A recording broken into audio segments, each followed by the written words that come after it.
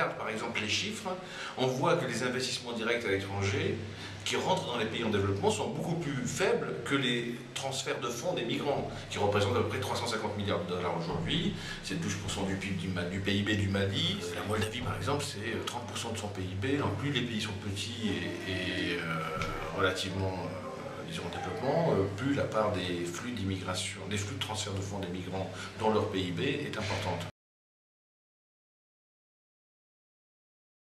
Alors ça a des effets sur la pauvreté, ça réduit la pauvreté transitionnelle, ça ne réduit pas les inégalités, ça peut même parfois les augmenter entre les familles qui reçoivent et celles qui n'en reçoivent pas, mais en réduisant la pauvreté transitionnelle, transitoire si vous voulez, ça permet aux familles qui reçoivent de l'argent de mieux éduquer les enfants plutôt que de les envoyer au travail, etc. etc.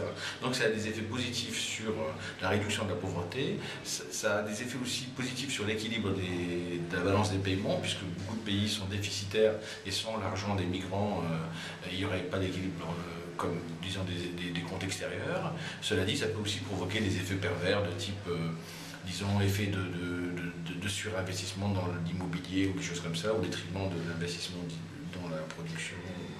En tout cas, ces transferts de fonds des migrants sont un véritable amortisseur de choc pour les pays en développement.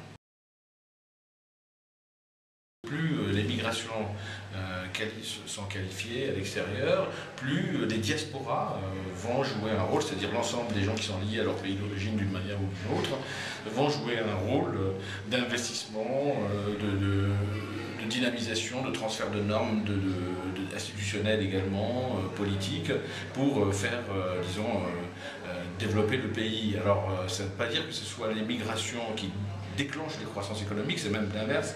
Enfin, c'est pas ce qu'on observe.